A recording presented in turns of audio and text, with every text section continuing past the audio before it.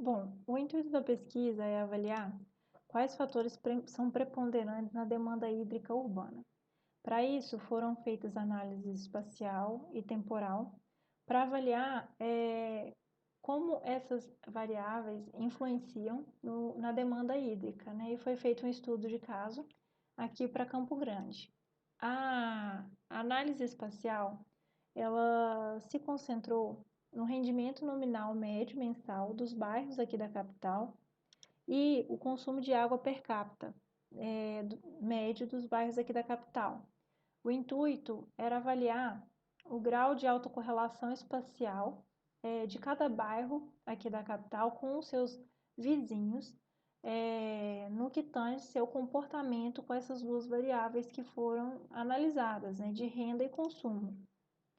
Aí foi utilizado o índice local de Moran para essa análise de autocorrelação. A primeira coisa que foi feita foi baixado aqui o shape, né, dos bairros aqui da capital, aqui no site da Semadu. E a tabela de atributos que foi fornecida foi essa aqui. Essas duas variáveis aqui são as que eu adicionei, justamente porque é o que eu quero analisar. Aí veio todas essas amostras de bairros, né? E eu adicionei essas duas aqui, né? Encontrei através de uma metodologia que foi descrita. E eu vou salvar esse arquivo aqui no formato separado por vírgula para poder abrir no Geoda depois. Aqui no Geoda, eu vou fechar aqui para poder fazer novamente. A primeira coisa que faz é abre um arquivo novo e a gente importa o shape que a gente vai querer avaliar. O shape, nesse caso aqui, seriam dos bairros, né? Porque eu vou avaliar bairro a bairro. Através disso, eu tenho que fundir esses valores aqui, esses bairros, né, em formato de shape, com esses atributos que eu quero adicionar, que seria de rendimento nominal e consumo de água. Por isso que eu adicionei aqui nessa tabela de atributos atrás, eu adicionei essas duas variáveis que é o que eu quero avaliar.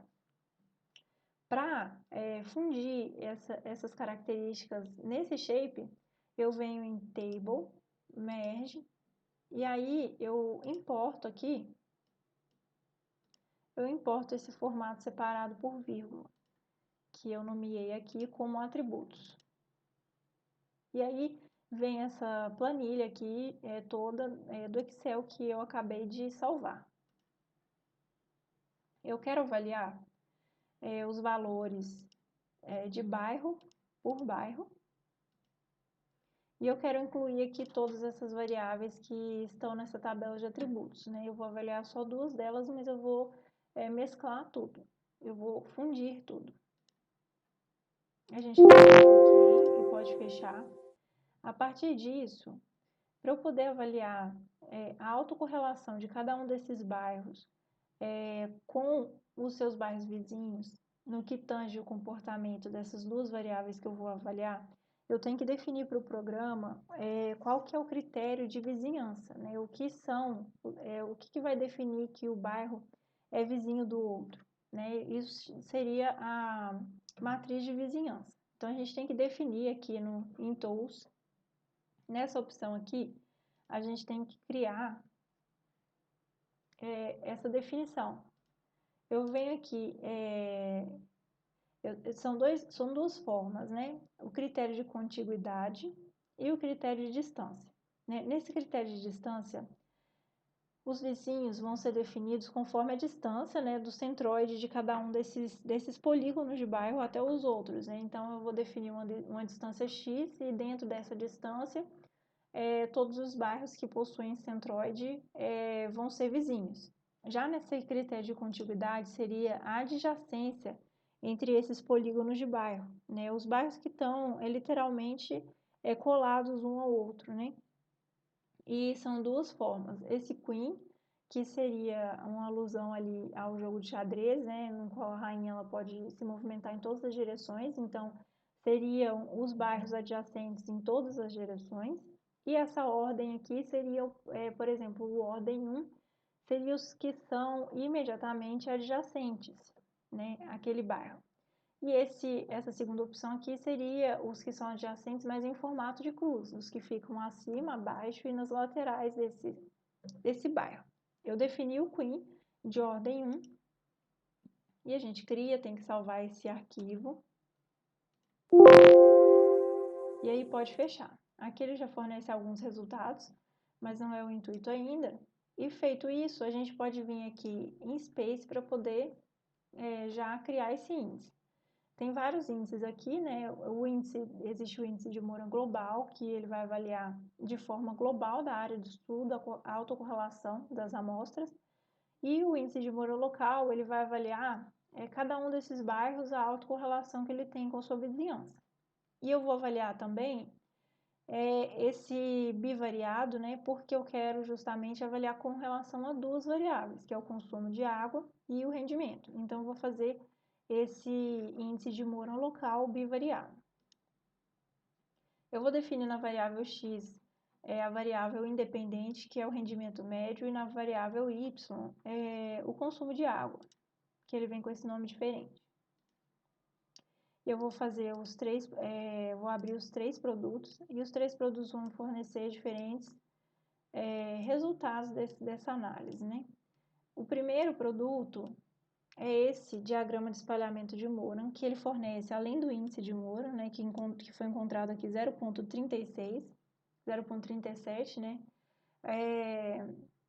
que é justamente o grau de autocorrelação dessas amostras.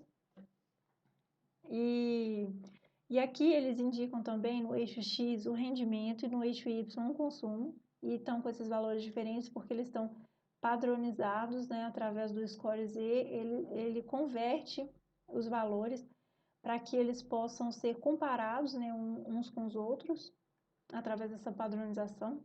E aí, essa inclinação da reta, ela vai indicar o comportamento dessas amostras, né, com relação a essas duas variáveis.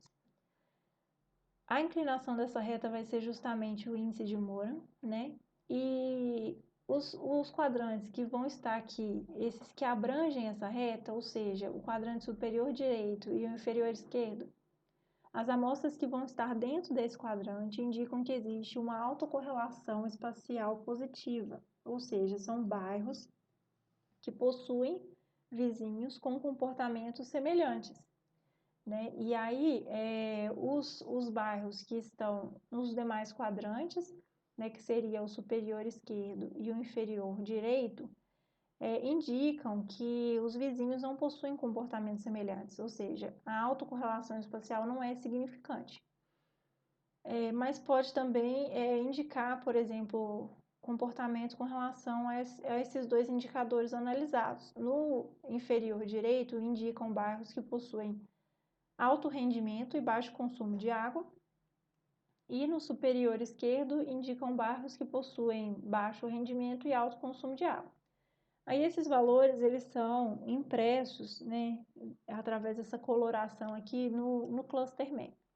O cluster map ele vai indicar esses grupamentos de bairros que possuem uma autocorrelação mais significativa. Na região central, a gente observa aqui que foi colorido aqui em vermelho, ou seja, existe um grupamento aqui na região central de bairros que possuem vizinhos com comportamento semelhante no que tangem a alta renda, né, o alto rendimento médio mensal e o alto consumo de água, porque eles ficam aqui no high, né, ou seja, é alto para um eixo e alto para o outro, e possuindo ainda um comportamento entre seus vizinhos semelhantes. Também foi observado aqui nas periferias, né, principalmente na região sudoeste do município, que existem bairros com alta correlação espacial, ou seja, bairros que possuem vizinhos com comportamentos semelhantes no que tangem o baixo consumo de água e baixo rendimento médio, porque eles estão classificados aqui no low, né? Ou seja, baixa renda e baixo consumo. E também aqui na região central foi destacado esses bairros em cinza, né, que foram classificados com baixa renda e alto consumo. Mas eles são bairros que não possuem vizinhos com comportamentos semelhantes.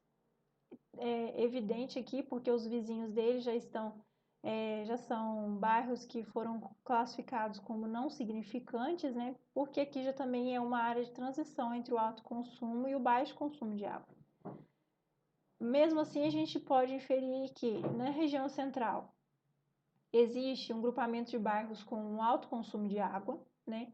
E um segundo grupamento dentro desse grupamento que possui ainda, além de um alto consumo de água, ele possui uma alta renda, né?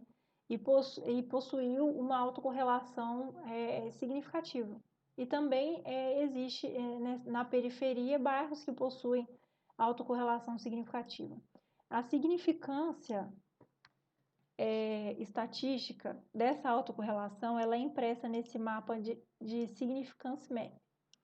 Ou seja, aqui ele imprime, através desse valor P, o intervalo de confiança dessa autocorrelação. Aqui nesses bairros da região central, os bairros que estão concentrados, né, mais ao centro desse grupamento, eles possuem uma coloração maior, ou seja, um valor de P menor, que indica uma significância maior, né, para a autocorrelação. Ou seja, é 99% de confiança que a gente pode, né, afirmar que esses bairros que estão coloridos mais escuros, eles possuem vizinhos com comportamentos semelhantes, né? Comportamentos semelhantes no que tange às variáveis que foram analisadas, de consumo de água e renda. E também aqui na região sudoeste, teve alguns bairros que possuíam essa significância maior de autocorrelação. Essas demais tonalidades de verde também indicaram valores, né, que possuíam alguma significância, né, desde 95% de confiança já foi considerado significante. E são essas informações, né, que foram obtidas aqui com essa análise. A ideia é justamente ter essa visão espacial, né, do comportamento dessa autocorrelação desses grupamentos de bairro, né? A gente observa que os bairros da região central obtiveram um comportamento semelhante e os bairros da periferia, principalmente essa periferia sudoeste, também obtiveram um comportamento semelhante, né? E aí isso pode ser utilizado para várias coisas, para ser discutido, né? Como, por exemplo, ser um auxílio na gestão dos recursos hídricos, né? Intensificar a manutenção da infraestrutura aqui na região central, onde foi observado que tem o maior consumo de água, e também a gente pode inferir essa correlação entre o consumo de água e a renda, né? Tem alguns bairros aqui da região central que foi mais significativo a renda e o consumo, né? E da mesma forma na periferia, ou seja, existe uma correlação entre a renda e o consumo, né? E essa correlação ela foi representada espacialmente dessa forma aqui na capital.